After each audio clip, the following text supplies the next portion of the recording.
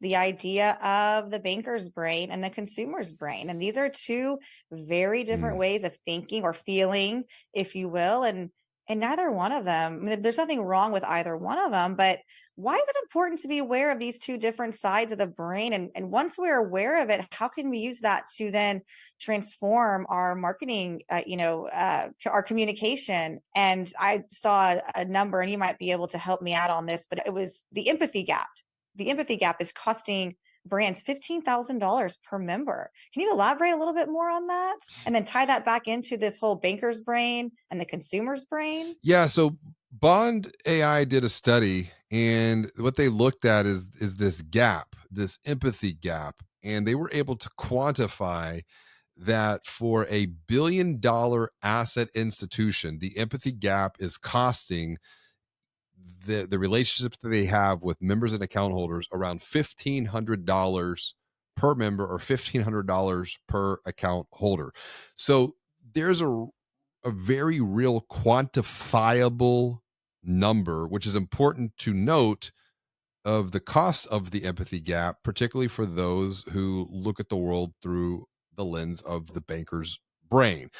The Right. banker's brain is very smart, quantitative brain, analytical brain, deals with dollars, numbers. Um, on the flip side of the equation, though, is the consumer's brain. And I wrote about this in Banking on Digital Growth. And you talked about marketing communication and why we must be mindful. I think it goes beyond now just marketing communication. There's sales communications, but then there's also a leadership perspective here as well, because if we're looking at the world through our lens of the banker's brain and looking at dollars and cents, we're forgetting, it's easier to forget the emotive side of the consumer's brain. And that is where I would say the biggest growth opportunities are going forward into the future, particularly through the lens of digital empathy. It's being able to adapt our own perspective of the world, our belief systems and structures, to once again meet people where they are, which is possible when you think about EQ, emotional quotient, or emotional intelligence. The science shows that EQ can be measured, it can be benchmarked, and it can be coached to increase EQ over time. The same is true, I would say, not just with EQ, but also DEQ, which would be digital EQ or digital emotional quotient. Okay, so we know that there's this gap, this digital empathy gap, and it largely stems from probably the two different types of thinking, It's a matter banker's of brain, perspective. better perspective, also your life experience, not being able to maybe have ever been in their shoes before.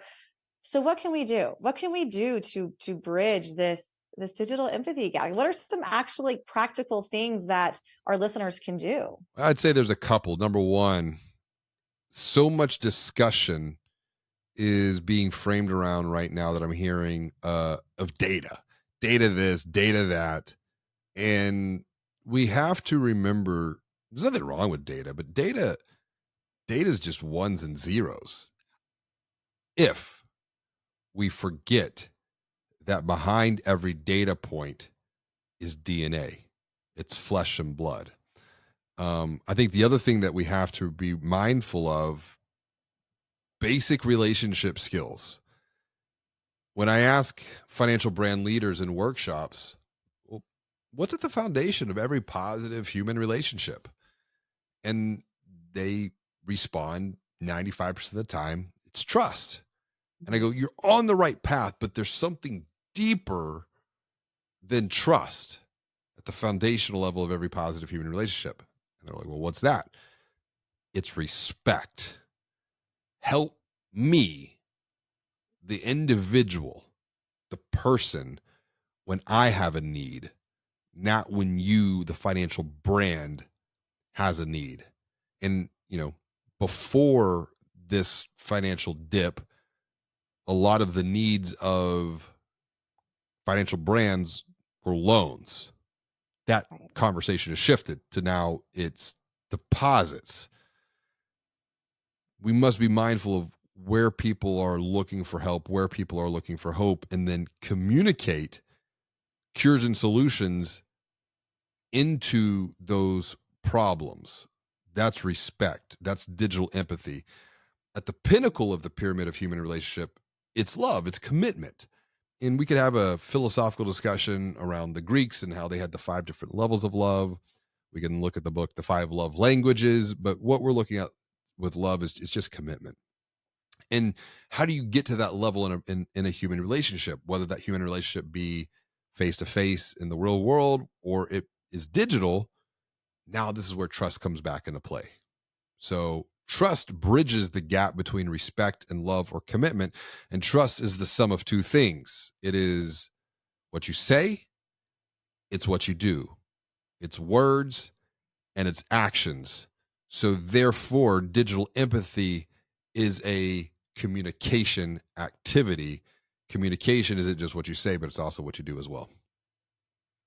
Yeah, I think, the idea of communication, and we talk a lot about narcissistic marketing, Mm, talking about, me, I, instead of what we can do for you. And we have conducted just so many digital secret shopping studies where this still rings true. Just the other day, I was looking at, I was analyzing one, and the user, the first thing they said about this one particular credit union's website was, oh my gosh, within 5 seconds, I just feel like they're throwing all these products in my face. They're just selling to me. They just want me to buy something.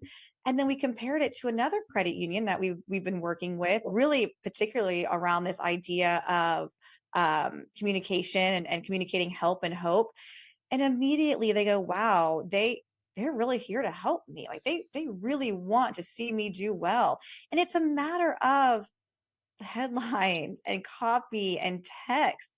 It's nothing, it's no big major overhaul. It's just being mm. aware of that. So, how can people tackle this? Just real couple short, easy things that people can do to tackle this narcissistic sales and marketing communication and flip it around. Well, what you're talking about with this digital shopping experience is an example of digital empathy. Empathy experienced, if you will, is when one knows or perceives that you know how they feel. And that's where leading and leaning into the pain points that people experience around money. So, for example, buying a car doesn't have to feel stressful, getting a home doesn't have to feel impossible. And I get a lot of pushback when recommending and advising lead with the pain and then resolve the pain with your product. And a lot of financial brand leaders feel very uncomfortable with that because they're like, oh, well, that's just so negative. We don't want to lead with the negativity. I'm like, you can't It's deny the wrong. fact. You can't deny the Yeah, fact that money is stressful, money is confusing, and this is how people feel. And if you shy away from that, you're not meeting people where they are. yeah, So a lot of this exercise and perspective around digital empathy, like any type of transformation, has to begin within. It starts within the organization, and it's a matter of how we perceive ourselves as a leader, as a lender, as an advisor, how we perceive our organization at the macro level. Do we perceive ourselves as a hero who is trying to save people from financial disaster? If you are, I would caution you, you could probably be doing more harm than good. You are doing more harm than good from the research that we have done, from the digital secret shopping studies that we have facilitated. And that's where there's a question. Well, what do you mean? We want to be the hero. Well, if you think about story and narrative, there can only be two heroes in a story. You have your protagonist, and anytime the second hero is introduced, they are the antagonist. They are the anti hero. And every single one of us walks around in our worldview of we're the hero in our own story. And so when a brand introduces themselves as the hero, a lot of times it's perceived, and it could be from a very good place. A lot of times it's perceived, though, as back to your point with the secret shopping study is, well, they're just trying to sell me something. They're just Yeah. trying to sell me something. The alternative, though, is to transform the internal mindset and perspective of how we view ourselves as a lender, leader, advisor, how we view ourselves as an organization, a bank or credit union, is we're not a hero. We're a helpful guide, because every hero in every great story ever told needs a helpful guide, and not just a helpful guide, a helpful and empathetic guide who Mhm. meets them where they are on their journey, definitely challenges them to level up, and gets them beyond the pain that they're experiencing in the present moment to a bigger, better, brighter future. Guideship is key for digital empathy. That's a great point, and, I think, of course, generally speaking, we might think, "Oh, I wanna," the hero is here to help and save the day, but the way you described it in that perspective shift, no, the hero is the individual. We just need someone to help guide them, because the individual at the end of the day, they're still the one in the driver's seat. They're still the one making the choices and making the progress and getting those wins. Yes. They just need a little bit of guidance and coaching along the way. I think we all need that. James Robert, thank you so much for letting us dive into digital empathy and sharing all of your insights with us today. What is just one practical action item that our listeners can take over the course of the next 90 days? Two, one, Two. two, and they build on each other. Two, number one, look internally first and do a survey of your internal team across the organization. So if you've got 100 people, ask 100 people. If you've got 1,000 people, ask 1,000 people. If you got 10,000 people, ask 10,000 people why I should open an account or apply for a loan at your bank, at your credit union, or at your fintech. And it's an open ended question. And let's see what they say.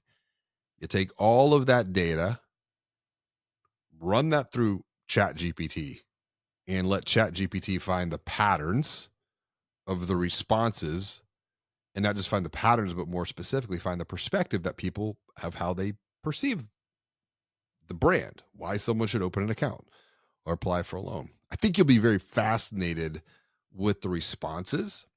Yep. And as a follow up to that,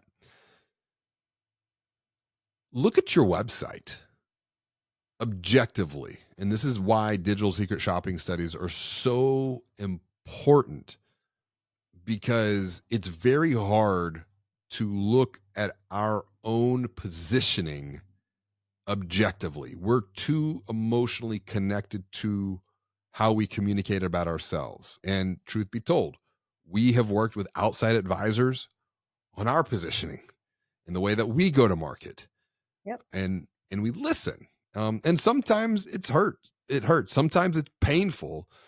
Absolutely. But when you look at your positioning and the way that you're communicating on your website, are you trying to be a helpful guide, or are you really just trying to be a hero that is offering a solution to a mass market who might be called to action?